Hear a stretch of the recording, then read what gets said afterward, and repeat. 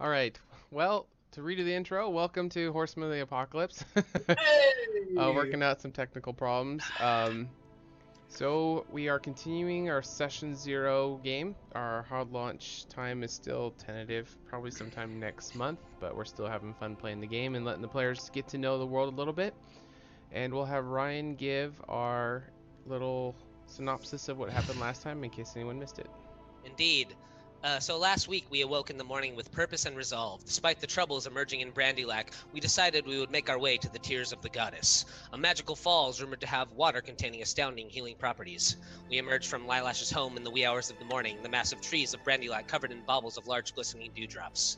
We made our way out of town, keeping to the banks of a small stream and keeping our eyes open for trouble.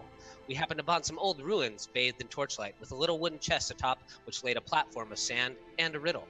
It was quickly identified as some sort of old revenant training grounds. We found several pillars in the surrounding area and etched upon them symbols meant to represent the schools of magic.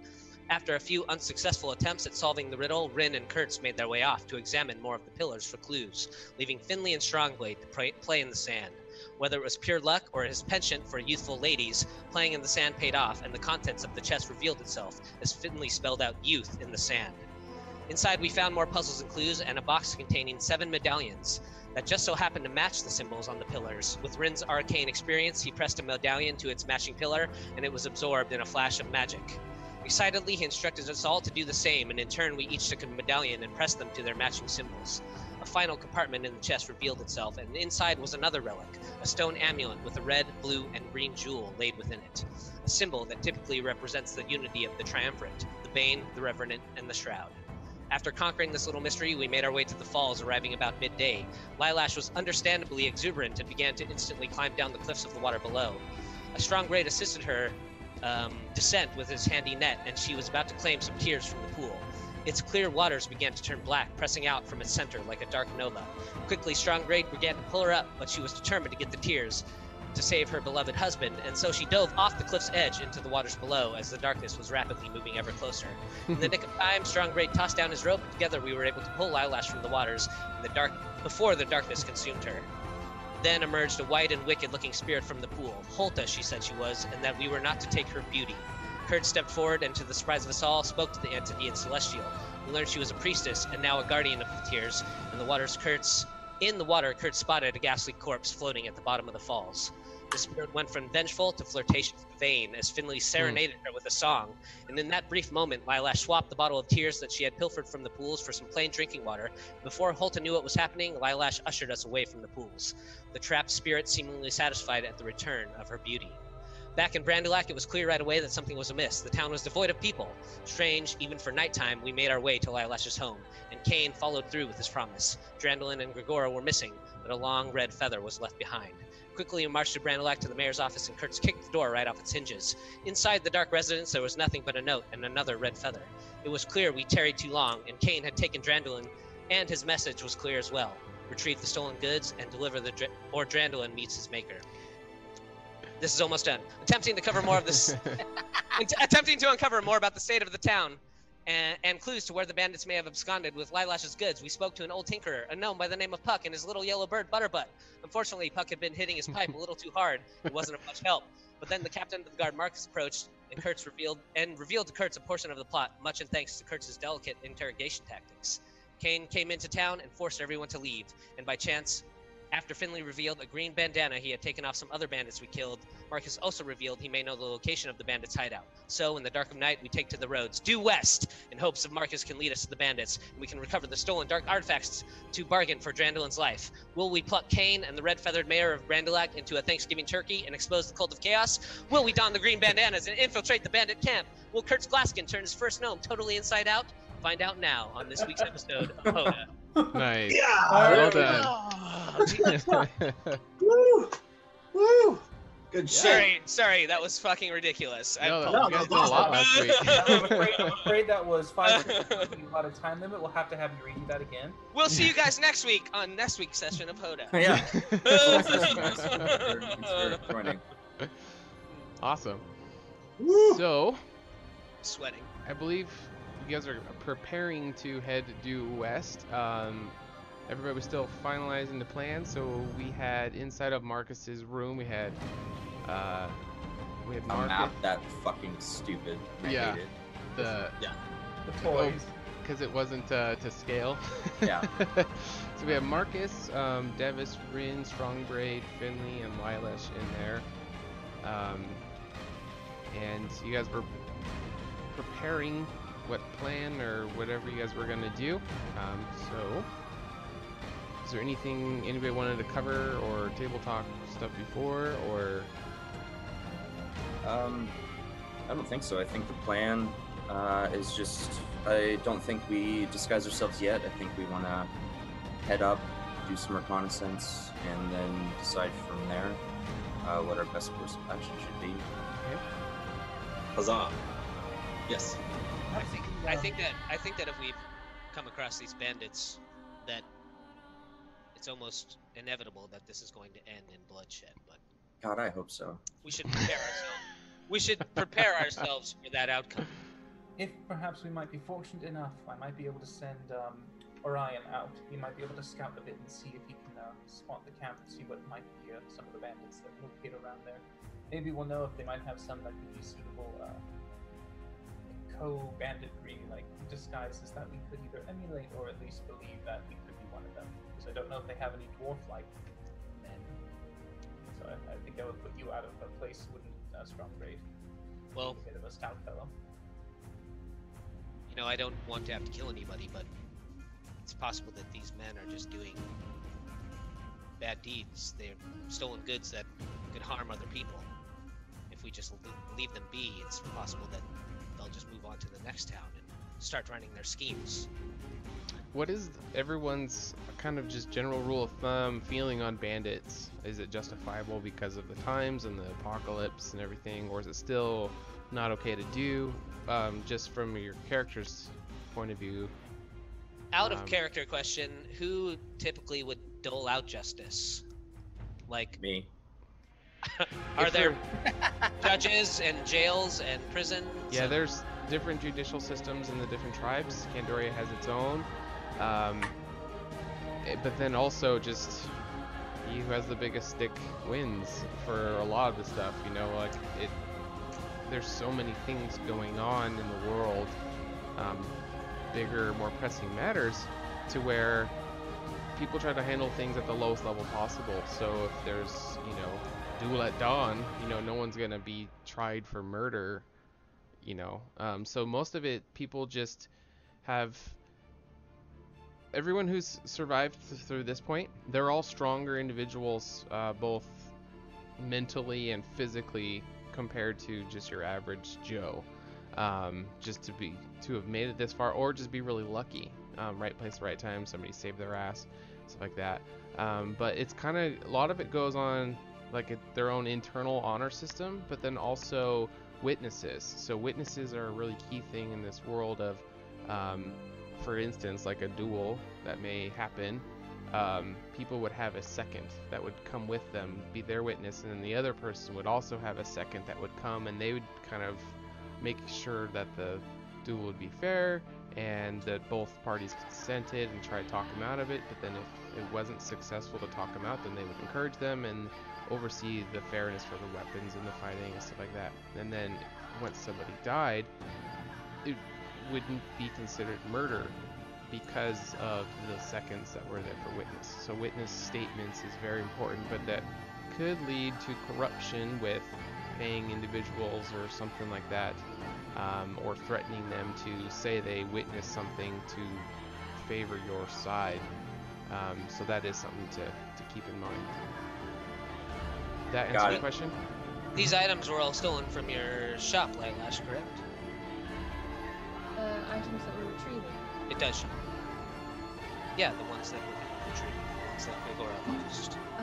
No, those were actually shipment that I was supposed to just transport from one location to another. I'm not really sure exactly what they are. I just know that I was supposed to get them from point A to point B, and... So these could be more of these dark magical items that could be very dangerous. Most likely. Well, we're carrying a high-value item ourselves, I think. We need to protect the Fleece and Devish and make sure that he gets back to the Shroud in one piece. Otherwise, we might not... The Shroud will be looking for us at that point. Mm. And, I appreciate your concern, and I have no doubt that that I will survive if precautions are taken. I'm just more concerned about what is going to happen when a bunch of bandits get their hands on such dangerous weapons. I mean, who knows how much harm could be done. Well, it's clear they've gone through a lot of trouble to intercept the shipment that you were due to deliver, Lilash, and Devish, you've been very gracious and a great help on this journey that we've taken. You could have easily just taken the Fleece and went back to your people. But you allowed us to come here and help Lilash and her husband, despite any misgivings that we might have about her. A man's life was at risk. If there was something I could do to help, I was willing to do it. Well, The Devish, Shroud will understand. there needs to be more men like you in the world, especially now. Thank you. You too, Strongbraid. You're an honorable man. I tried to disguise this. I tried to disguise the sound of a purr. The tail flicks around. I mean, if it is quite late out. If the two of you just need a room real quick, we can go without the two of you, and you could just, do what you need to do. It's totally cool. I'll reach up and just like gently scratch behind his ear really quick. What time of the day is it right now, like, in terms of like, has it been late or early? Because I know we came back to the town just as night was falling. It's killing time. 6, 7, 8. Yeah, it would still be later. At this point, yeah, it's still nighttime, very dark. So when you guys would want to set forward is completely up to you. If you would rather stay here and finalize or do it on the road. I think you guys mentioned you wanted to do some reconnaissance before confronting. So yeah, it's gonna be up to you guys. But the original question was just for me to understand your character. How does your characters view bandits in the world at this time? If we can bring the bandits back and give them like a proper trial or something in Brandylock, however Brandylock might do that, that is what Strongbraids would like to do. But I understand that we might have to just kill these guys, and they're doing bad stuff anyways. If we don't take care of them now, they're just gonna go do bad stuff somewhere else. Okay. Yeah, and also the mayor of this town is gone. The people of the town who would trial these bandits are gone. They might be returning. There's also a question of corruption with the mayor as well. So I don't think that's a question anymore. True. Kane has a really long enough to realize that ugly pieces in society are a necessity. They just become part of it. They're a byproduct, and they're going to be there no matter what. So he doesn't necessarily see them as necessarily evil or necessarily, tolerable, but they're absolutely just a fact of life.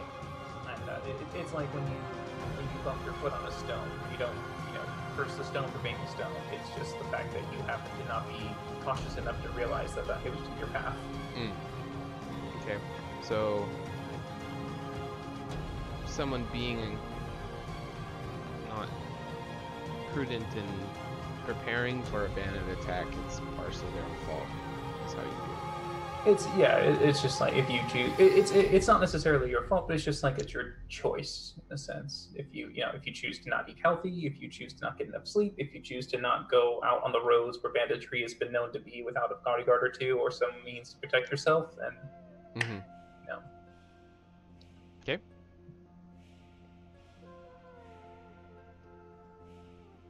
It sounds like we're recovering goods that were procured by bandits, transported by bandits, and stolen by bandits. I think along the way, none of the people that have been dealing with this mess were really all that honorable to begin with. I just glare at Marcus. Kurtz, I'm assuming you'd rather see banditry brought to justice? Justice is a interesting term. If someone's willing to kill, then they are willing to be killed. That's really all there is to it. Okay. Basically anyone who's not innocent in your eyes. And Finley, how does Finley feel about bandits? Well, I mean, in this current situation, I think the world's just kind of fucked up at this point. I think we're just picking the lesser of the two fucked up sides, where at least helping Lilash in this circumstance is possibly saving her and her husband's life. So I think Finley's just more of the whichever side of the coin is less shittier is the side that I'm going to be on. So if bandits get in the way of that, well, then they've chose to do that. Everyone makes their own choices. So it's just situation dependent? Yeah, sure. That works. Okay, all right. Whichever way the wind's blowing. Okay, not super important, but just good information for me for going forward. So, what do you guys want to do? Due west. West. Yes, we have no idea how far west. Well, Yeah, Marcus has everything a beat on these guys, right? Marcus barely has 2 brain cells. That's what he said. That's what he said. That's what he's telling us, and his balls depend on the outcome of that. So Castration, maybe in the future. It's more of a probability at this point. Just a matter of when. Yeah. Not if. I might just use him as a meat shield, like just hold him in front of me when I charge in and use him to block incoming arrows. So how many disguises did you guys establish you had last week? Do you remember? 5? yeah, 5 bandanas. And how many characters are in the party? Well, 7 if you include me. 1, 2, 3, 4, 5. 6. Oh, wait, well, that's right. I thought. Yes, 6. So that The was. DM counts, man. The DM. Yeah, I don't need disguise. I have old DM shield in front of me. So that was one of the factors of going forward with whatever plan you guys end up doing.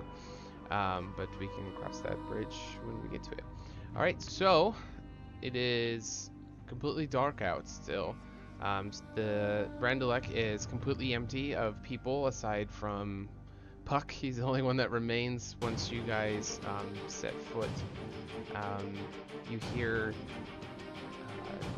just normal forest animal noises, and that's pretty much the only sound that you hear besides the last torch crackling as you guys are heading due west from Drandalin, and eventually it's just the noises, the night forest noises from all the creatures, and you guys are following the river, for the Greenborn River, for a little ways, but it ends up branching off from the direction that Marcus is leading you. And as he's going, he turns to you guys and says, "Yeah, my reports say that they are just up here, just a few more miles up ahead. Does anyone have any questions or insight before we get closer to their location?" Rin's going a little sick. Excuse me? Where was this few miles before? I said how far was it, and now you know it's a few miles. Oh yeah, it's my pace count is off a little bit, but yeah, we have a couple more miles. I'm just gonna turn to Ren. Do you want me to kill him? Or do you... I just want to be rid of him. There's no need for killing. We're gonna be killing bandits, of course. Oh, What is this meat shield terminology? Oh, I think when we get there, we should just have Marcus do all the talking. I think we should just stand there, let him just take points in the conversation, and just see how that goes. I think that's probably the best plan we have at this point. Yeah, I mean, he is the appointed, lawmaster of the area. Can Yes. I insight check Marcus to see if he seems like he feels like Bullshit. he's actually leading us the right, like, to Sure. some bandits? Yeah. If he's confident in his pace count, is that what we're doing? On the screen. I guess he's just Does he sweating. believe in He's himself? just sweating bullets right now. 10. He seems very well, dumbass. Let's just be polite. But you do seem to feel that he thinks he's confident in the direction he's going. As far as if it is, you don't know, but you are headed due west from your navigational skills. So you know you're going the right direction, but Marcus, keep us on track and keep your mouth shut before you just end up losing your life. well, who here is good at navigation? Well- I can track by scent, I do have cartographer tools, but so I I would assume me. need Well- the scent of what I'm tracking. I believe you should lead the charge then, Kurtz. I will definitely hang towards the back end. No. No. We'll go together. How about I just send Orion out, see what he can see? He's a nocturnal bird after all. Can he fly 2 miles from you? He can fly, certainly. He can go that distance. However, I won't be able to know anything until he comes back and tells me. And you also have to walk as well. So can you do that while channeling that? Oh, yeah, yeah. In terms of like, he's there. And I can just tell him. I say, fly west 2 miles. Look around. If you see anything, let me know, and then come back. And then when he I thought you meant you were then gonna look go through his away. eyes. For Oh 2 no! miles. I just mean have Orion be the smart little bird that he is, and go Oh, okay. Yeah. but so you're gonna if you tell- want to see through his eyes, Rin, as we travel, I can guide you. once he's out of range, you cannot do that. So, okay, so you're wanting the bird to fly off due west. Yeah, I'll tell him to fly high, go due west, see if he can spot anything from campfires to anything that looks like human impact on the land. If he sees bandits, if he sees horses, if he sees anything that could be an indicator. And then if he sees us, then he's to come back to you and report that. Yeah, just fly there for I'm just going to communicate. Go about 2 miles out, look for these things. If you don't see anything within like 10, 15 minutes, come back. Okay. Right, so you guys are continuing down, heading the due west path. You still have a little bit of a way till you get, within range. You do have the bird scouting up ahead. Is there anything anybody's wanting to do or talk while traveling? Should we chain up Marcus?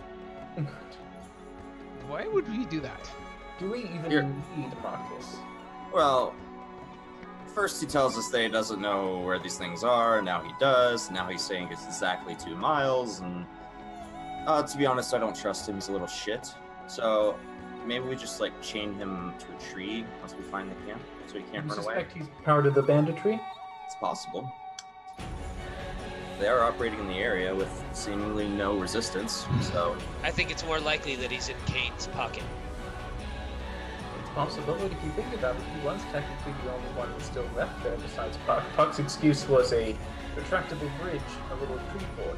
What was Marcus's excuse? He was house patrolling himself?